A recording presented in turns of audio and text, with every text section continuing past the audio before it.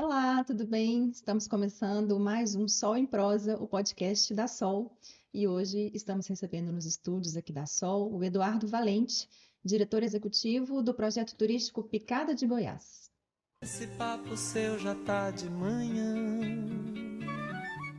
Oi, Eduardo, tudo bem? Prazer receber você aqui nos estúdios da Sol. Obrigado, Cecília. Obrigado a todos da ONG Sol Crescente por essa oportunidade de estar conversando, né, e mostrando a história, a nossa história para todos.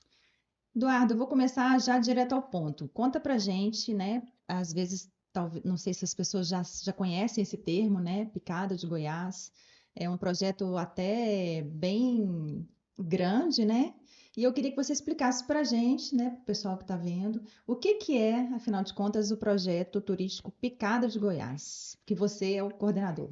Então, Cecília, o projeto Picada de Goiás surgiu a partir de leituras, né, de histórias aqui de Dores, principalmente do autor Carlos Cunha Correia, em seu livro Serra da Saudade, onde me despertou aí o interesse, né, em saber a minha própria história, a história de Dores do Indaiá.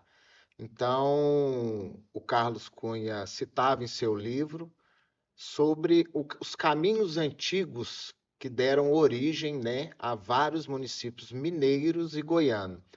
Então, a partir daí, é, eu tive a curiosidade em começar a fazer um mapeamento, né, desse caminho histórico, saindo de Sabará e chegando até a cidade de Goiás, ou Goiás Velho. Então, esse autor, que é Dourense, né, Isso, autor desse livro, ele te ofereceu uma pista, né, e exato. te despertou a sua curiosidade de entender melhor do que, né, porque de repente ele tem informações no livro que a gente nunca tinha ouvido falar, né, imagino. Então, você está desbravando, né, essas informações. E aí, como é que você começou? Isso tem muito tempo? Não, em 2000, as pesquisas aconteceram antes de 2017 e em 2017 eu comecei a fazer um mapeamento Em loco. em loco, né? Então a minha ini- o, o ponto de partida foi Sabará, por ser uma cidade histórica, né? Estar inserida na Estrada Real, Uhum. né? Eu comecei de lá e tendo a referência de que a Picada de Goiás é um caminho leste-oeste em linha reta, né? É o caminho do sol nascente e Uhum. caminho do sol poente, Uhum. né? Para quem está indo e para quem está vindo. Então, saí de Sabará, né? Vamos dizer, mapeando, me guiando a pé em linha reta, Uhum. né? E esse caminho foi indo até chegar em Dores, né? Então, a gente vê que Dores surgiu a partir desse caminho Uhum. e continuei, né, até o Goiás Velho em linha reta, E né? qual que é o objetivo dessa picada? É porque, pelo que eu entendi, uma saía de Sabará em direção a Goiás. É Goiás. isso. E a outra, de São João del Rei, A a Uberaba, Uberaba. Mas tem conectando o mesmo objetivo. o mesmo objetivo, né? O período colonial, os Uhum. exploradores aproveitavam os antigos caminhos, as antigas picadas dos povos originários, né? As Então, picadas, para quem não sabe, são aberturas, né? é aberturas de facão, vamos dizer Num assim. território até então inexplorado. Não passa carro, passa cavalo, passa bicho, passa Passa pessoas. boi, passa boiada. Então, esses caminhos, né, que eram, de acordo com a lei, é um dos caminhos do Peabiru, né, que são os caminhos que levavam para a Amazônia. E se a gente pegar esse caminho, a gente vê, né, existe exploradores do período colonial que atravessaram até o Peru, Uhum. né? Então, se você for em linha reta, você sai do outro lado do continente. Interessante, né? É muito interessante. E aí, com esse caminho, a gente foi vendo o testemunho, né? Porque até então eu não sabia se o caminho realmente existia. Uhum. Então, com essa exploração do mapeamento, a gente foi conseguindo observar o testemunho. E um dos grandes locais, né, que eu consegui identificar esse testemunho foi aqui em Dores. O que que você chama de testemunho? São relatos orais? Não, arquitetura, por exemplo, aqui em Dores, nós temos arquitetura colonial na Praça Alexandre Lacerda Filho, Uhum. né, que a gente luta pela preservação do patrimônio cultural, não é à toa, Uhum. né? Aí, com a evolução, a gente teve outros tipos de arquitetura e que temos aqui em Dores também. Mas o grande testemunho é que a Rua Goiás, em Dores, é a Picada de Goiás, né? Então, o testemunho que a gente vê ali é o beco Uhum. da Praça Cívica, Uhum. Praça Valdemar de Almeida Barbosa, que, como o caminho é um leste-oeste, né, em linha reta, ele passava ali reto, Sim. né? Então, hoje, com o planejamento da cidade, né? Então, ali foi cortado e eles fizeram a saída pelo triângulo. E quando é que você... Outro testemunho é que os tropeiros, né, os exploradores que andavam de cavalo, eles paravam os animais, eles aguentam andar 6 léguas por dia. Então, de 6 em 6 léguas, que hoje dá aproximadamente 36 quilômetros, dependendo da geografia também, eles andavam 6 léguas, existia um pouso, né? Que hoje, com o fluxo de pessoas que passavam ali, se tornaram os distritos, municípios, vilas, né? Olha que Construíam interessante. Era as onde o pessoal igrejas, descansava um pouco para poder seguir descantava, as coisas. comercializava seus produtos, se alimentava, Preparava um feijão tropeiro. os animais descansavam, então era um acampamento, né? Uhum. Então, e Dores, você pode ver que ali na escola normal tem a nascente do Poço Tapuia ali, uma mina d'água, né? A gente tem a fonte do povo, que era Córrego outra das Condutas, né? Córrego das Condutas, que era o ponto onde os animais bebiam água. E quando é... Na verdade, a gente está resgatando a história, né? Existe vários historiadores que sabem desse caminho, mas não tinham ele materializado, Sim. né? Então, todos falam, passava aqui, passava ali. Não, agora a gente sabe realmente onde ela passa, por ser esse caminho mais reto e com esse testemunho. Os municípios hoje, eles surgiram nessa linha onde passava a Picada de Goiás, Entendi. que é de leste a oeste. Todo município, por exemplo, Formiga, Itapecerica, Oliveira, Dores, Paracatu, todos têm essa linha reta. Então a gente vê que o município cresceu a partir daí.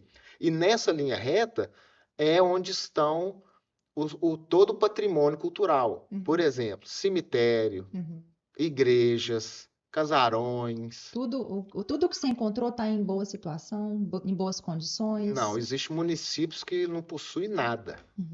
Eles terminaram a história, a sua própria história. Por exemplo, a gente foi reparando muito a arquitetura do período colonial, né? Que são as janelinhas de quadradinha, feito de pau a pique e tal.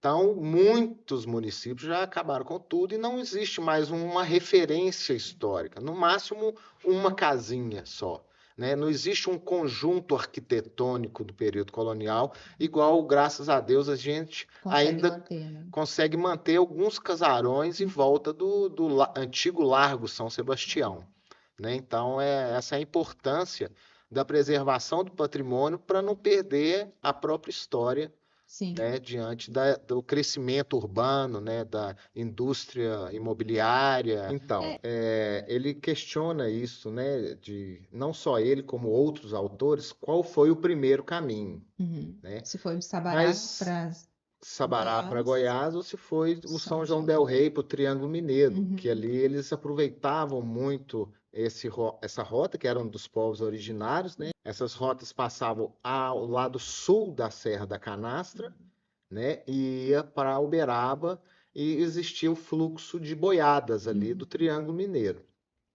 Então, Carlos Cunha Correia, ele questionava isso, e outros historiadores também, de qual era o primeiro caminho a ser Foi feito. feito. E você já Então, tem uma resposta? isso depende muito de quem estava indo, quem passou primeiro. Por exemplo, o Saint-Hilaire passou pelo Caminho Novo, né? Mas aqui eu tenho certeza que, por exemplo, Borba Gato e outros exploradores, né? O Anhanguera também passou por São Paulo, passou por aqui. Então, depende de onde eles iam, qual era a intenção deles, Entendi. né? E a intenção, é claro, que era em busca de minérios, né? De minerais, Riquezas, né? riqueza, ouro, etc. e tal. Então ele questionou. Então eu fiz o caminho velho Uhum. e não poderia deixar de ver se o caminho novo existia também e qual a influência dele, No velho. né, em Minas Gerais, no desenvolvimento de Minas Gerais.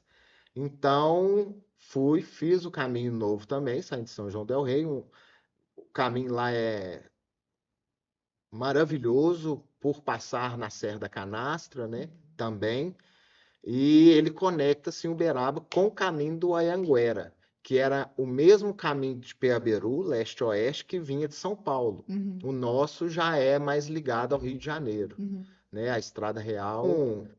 O Caminho Novo vi que ele existe também e que em Formiga ele se bifurca em 3 caminhos.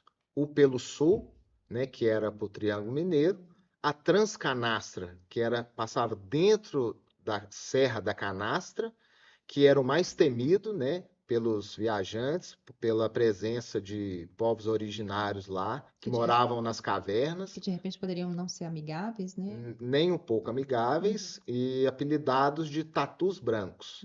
Porque moravam dentro das cavernas, tinham hábitos noturnos, se pintavam de branco, são relatos históricos.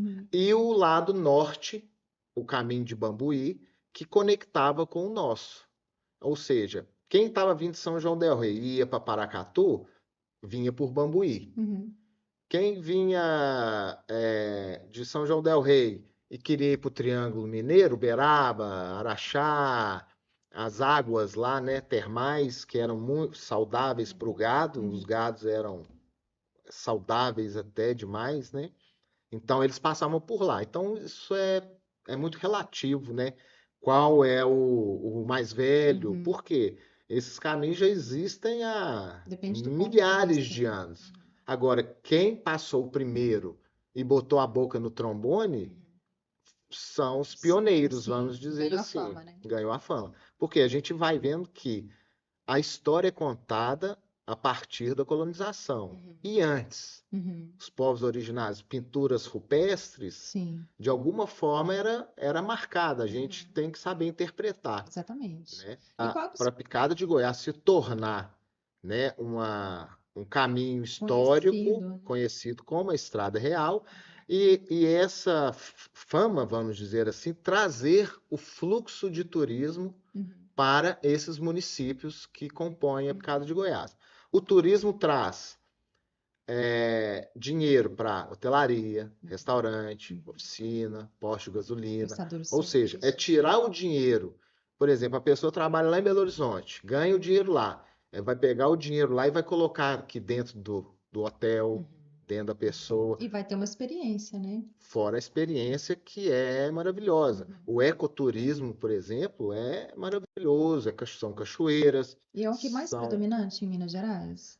A gente está falando de 2 estados, Minas e Goiás, né? Mas isso. trazendo esse olhar para Minas, né, e para nossa região, o que mais tem aqui é turismo cultural e natural. Você É, pode é um, é já. uma, é um turismo cultural. A Picada de Goiás é um turismo cultural, mas que agrega também o ecoturismo, Sim. O turismo né? religioso, Turismo né? O turismo religioso, gastronômico. todos os Tudo está turismos. dentro do Tudo, cultural, né? tudo tem sentido. Quantas são? Importante é deixar claro que eu comecei em Sabará e São João del Rei pela conexão com a Estrada Real. Porque se eu passo dali para dentro, eu automaticamente eu interfiro em outros caminhos estruturados turísticos, né? Então fiz questão de começar daí.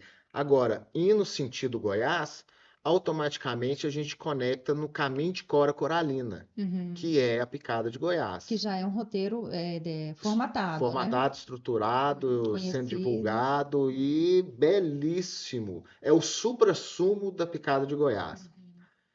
Eu digo que os goianos, eles são mais mineiros do que os próprios mineiros, Por porque quê? eles estão mais adentro do continente.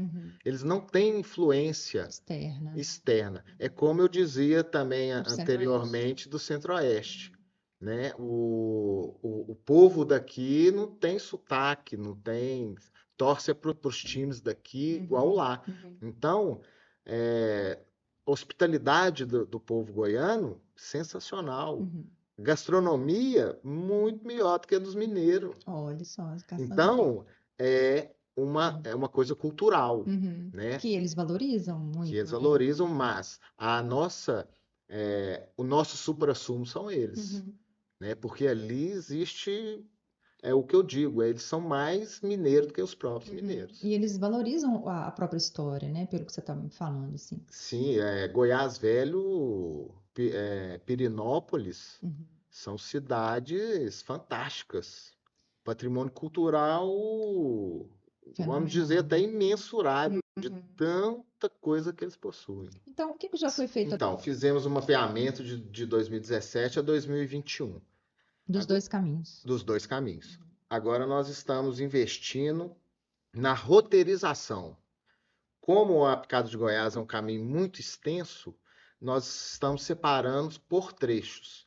Por exemplo, o nosso aqui é o trecho da Piraquara, né? Temos o trecho da Transcanastra e a Rota de Saint-Hilaire, que é o lado sul da Canastra, que tem o Lago de Furnas, tem muita coisa bonita. Capitólio. Capitólio. A partir daí, quando a gente estruturar esses trechos, né, roteirizar, a gente vai poder comercializá-los, né? E aí vem a mobilização com guias turísticos locais, né? Hotéis, restaurantes, Uma capacitação passeios. mesmo. Então aí é criar site, criar aplicativo, né? Fazer com que seja uma rota inteligente. Isso, e autossustentável também, E né? autossustentável E a também. capacitação é possível também, de ensinar as pessoas a receberem, né? Ensinar os Exatamente. restaurantes. Então, vocês já fizeram um mapeamento, né? Sim. O mapeamento está todo feito, as distâncias, o número de cidades, onde está cada coisa, né? A gente até trouxe o mapa aqui, não sei se vai ser possível ver, mas de qualquer maneira, né? Depois, quem tiver interesse, pode, aqui mesmo na Sol Crescente, a gente tem esse mapa disponível para quem quiser conhecer. Então, vocês estão na fase de roteirização, certo? Que é de Certo. organizar tudo isso, né? Já que vocês têm um volume de informações, e agora vocês vão classificar e organizar isso em formas de roteiros. Exato. A gente eu já até levei um grupo para fazer a Transcanastra, que sai de Formiga até o Desemboque, que é um distrito de Sacramento, que é um testemunho maravilhoso também, as igrejinhas, a igrejinha do Rosário, que todos os municípios, a maioria possui as igrejinhas do Rosário, que elas vieram, são marcos dos povos africanos que Sim. vieram para cá. Sacramento está em Então, a Transcanastra, a gente conhece Caverna, a gente conhece o Rio São Francisco, os cânions do Rio São Francisco, né? A gente conhece a nascente do São Francisco. Então, conhece um leque de coisas que hoje ainda não são exploradas, né? Então, ali, a Transcanastra foi o trecho que eu achei mais relevante, é mais próximo de Dores também, né? Fica mais fácil de fazer a logística e é um caminho sensacional. A nossa intenção é trazer o fluxo contínuo de turistas. Não só na A temporada. festa do Rosário é um evento esporádico, acontece uma vez por ano. Agora, a gente quer aumentar esse fluxo de turismo passando por aqui ao longo do ano. Né? Então, a gente tem que trazer eles aqui para conhecer os prédios públicos, os museu, né? Assim que tiver pronto na cidade, conhecer a arquitetura, ou seja, é fazer com que o turista fique em Dores o maior tempo possível. Por quê? Enquanto a gente conseguir fazer com que eles fiquem aqui mais tempo, mais dinheiro vai entrar. Sim. Por exemplo, fizemos uma expedição com um grupo de jipeiros de Congonhas. Vieram aí 12 jipes. Eu calculei em média, da noite para o dia, eles deixaram R$ 6.000 na cidade. Restaurante, posto de gasolina, hotéis, entendeu? Então, da noite para o dia, a gente já injetou que seja pouco, Sim. mas que seja o início A gente está falando da de prosperidade todo, de um turística da cidade. Sim. Né? As pessoas precisam perceber isso também, né, Eduardo? O turismo é uma economia, mundial. Nós, em Dores, vivemos hoje do agro, somente. Serviços, comércio. Serviço, mas é mínimo, né? E prefeitura. Agora, a gente injetando o turismo aqui, nós vamos gerar emprego e renda para todos. E estimular o empreendedorismo também. Exatamente, artesanato. Quem fizer gastronomia, quem fizer, vai vender. Os saberes e fazeres, né? Todos que vierem, todo turista, igual colocamos no exemplo de quando a gente vai para fora. A gente quer comer coisa boa, a gente quer ficar no melhor lugar. Então, a gente vai ter que preparar o município para isso. Outro exemplo, quando a gente vai para a praia, se a gente for com R$ 2.000, a gente gasta os R$ 2.000 e volta devendo. Então, o turismo é uma forma de ganhar dinheiro sensacional. Tem países europeus que vivem somente do turismo. Interessante. E é uma coisa de ser trabalhada com o tempo, né? Já vem trabalhando com turismo aqui há muito tempo, mas a gente está em fase de estruturação.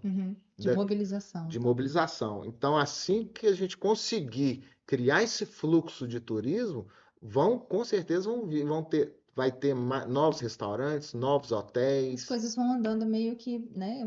Fica autossustentável mesmo. Né? Isso. E aqui era a rota principal para Brasília. Né? Depois que fizeram a 262, o fluxo saiu daqui e foi para 262. Né? Então, por exemplo, Dores tinha 22.000 habitantes, hoje tem 13.000. Por quê? Porque tiraram o fluxo através das rodovias. Sim. Aqui era a principal, hoje não é mais. Então, tem um objetivo assim final ou o projeto é uma coisa que vai ganhando vida própria e vai, né, se perpetuando? Assim? A partir do momento que a gente tiver uma estrutura de receptivos nas cidades, ele vai se tornar independente do projeto. Independente e sustentável. Né? Por quê? Não vão precisar de mim para fazer a guia. Já tem os guias treinados, já todo mundo. A Picada de Goiás é história, né? É de todos. Né? Então, cabe às pessoas interessadas saber aproveitar esse caminho maravilhoso que está aí, que está disponível, né? Que tá disponível, os atrativos, né? Nós fizemos, tinha Marcelo Bastos, o Felipe Melo e o Tiago Antijo. E aí vocês foram documentando, fotografando? Fomos fotografando.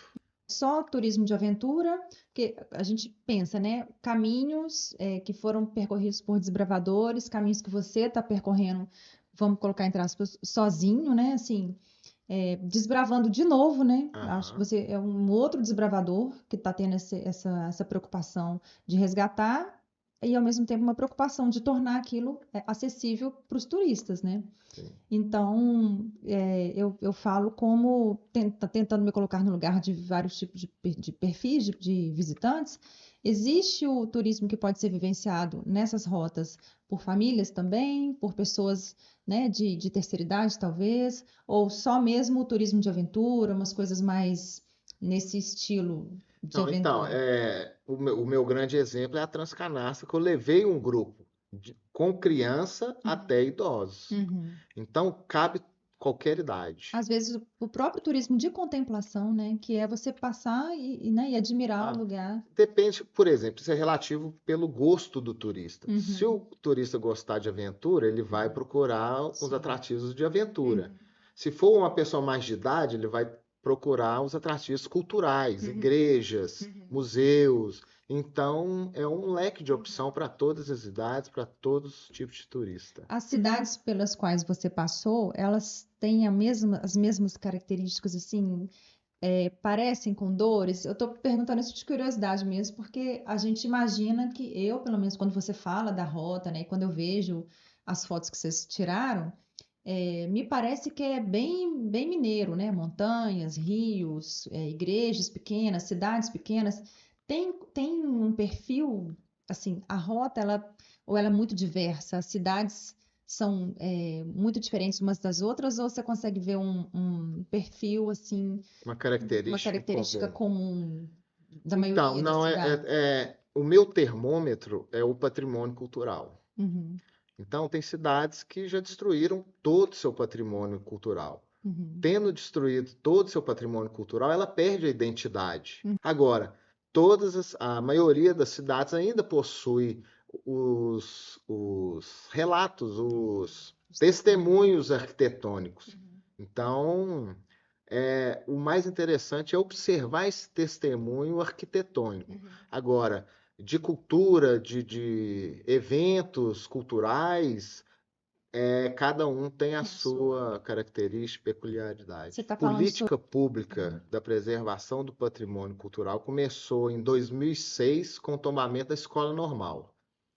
Daí a gente fez o tombamento de todo o patrimônio público da Uhum, cidade, uhum, né? A Casa de Cultura, a Escola Doutor Zacarias, e aí vai. E daí passamos para o particular, o uhum, privado, uhum, né? Que na praça foi tombado como conjunto arquitetônico, uhum, né? E por lá parou, né? uhum, Agora as outros patrimônios que estão espalhados na uhum. cidade ainda estão Precisa. ameaçados, Uhum, vamos dizer assim, pelo mercado imobiliário, uhum. que é Voraz. altamente lucrativo Voraz. e E não voraz. pensa nessas Não questões, né? pensa em história, nada. É. A turma viaja para as cidades históricas, mas não cuida do seu próprio patrimônio, da sua própria história. Mas Eduardo, você... e a Piraquara? A Piraquara, eu sei que é uma região, esse termo, né, foi citado inclusive num dos livros do Rubens Fiuza, Exato. e eu quero saber, assim, o que que é a Piraquara, onde ela está localizada e o que que você sabe, assim, sobre a história? Então, a Piraquara era, na verdade, uma lagoa Uhum, natural gigantesca, né? Para você ter uma ideia, ela ficava entre Dores e Moema, de norte a sul, e de Bom Despacho à Lagoa da Prata, no uhum. sentido leste-oeste. Então, a Piraquara deu o nome ao município de Lagoa da Prata. Ah, é? Né? Essa lagoa gigantesca, ela ficava ao lado do São Francisco. Uhum, Ou seja, nas épocas das águas, o rio enchia a lagoa. uhum, E na época da seca, a lagoa vazava para o rio, uhum, de águas cristalinas. Pira, peixe. Quara, toca. uhum. Toca do peixe. Ou seja, era uma região Abundante. altamente habitada por indígenas, Uhum, né? Tanto que em 2010 eu convidei o artista plástico Ricardo Costa para fazer um monumento em homenagem aos tapuias, que são os indígenas aqui de Dores, locais. locais, Uhum, né? E fizemos, me chamavam de doido, né? De fazer um monumento no meio do pasto, uhum, né? Então lá a gente escolheu o alto de um morro uhum, e colocamos o índio virado a leste, de onde vinham os bandeirantes. uhum, O monumento deve ter por volta de 12 metros de altura, né? E hoje virou um atrativo turístico do município, que fica a 12 quilômetros, né, do uhum, centro da cidade, e que é visitado frequentemente por famílias, por uhum, ciclistas, enfim. Lá do lado também tem uma capela que está sendo reformada agora e que uhum, vai servir como uma base, uhum. né, para Uma referência, né? ciclistas, vai ter água para Uhum, caminhantes, então vai ser um lugar referência aí dos uhum, povos originários que fiz questão em fazer esse monumento uhum, exatamente porque ele está ali. uhum. Ele tem uma razão de O ser, né? turista vai questionar Uhum, por que eles fizeram isso aqui. uhum, Então aí é um resgate histórico dos povos originários e os indígenas da Piraquara, né? Uhum. Então, esse trecho da Piraquara é de Pitangui à Serra da Saudade. Entendi. E é onde Dores está inserido É, dentro do projeto Picado de Goiás. exatamente. Uhum. Uma outra curiosidade é que as linhas férreas, né, a RMV, na época a Rede Mineira de Viação, Uhum. aproveitava esses caminhos mais curtos, Uhum. né, para instalar suas linhas. Então a gente pode ver que de Pitangui até a Barra do Funchal, Serra da Saudade, era uma linha. Uhum. E ela vem paralelamente à Picada de Goiás. Muito interessante. Quem quiser ter acesso ao mapa, tem alguma possibilidade? Pode fazer contato com você? Pode procurar a Sol O aqui? Instagram, Picada de Goiás, a gente entra em contato e a gente passa. O Uhum. mapa tem muito conteúdo lá sobre as fotos das Uhum. Uhum. expedições, sobre as coisas que vêm acontecendo. Então, hoje a forma de contactar aí, de pegar informações, está sendo o Instagram. Uhum. Eu acho que a Picada de Goiás é uma história sem fim, né? Todas as vezes que eu percorri, Foi diferente. foi diferente. Então, se eu percorrer ela amanhã de novo, eu vou ver uma coisa nova, um Uhum. momento novo. Então, é um, Você falou é uma história. infinito, né? Sim. Assim, vamos dizer. É um trabalho para o resto da vida. Uhum. A gente está tentando aí criar esse corredor turístico que vai beneficiar todos os municípios.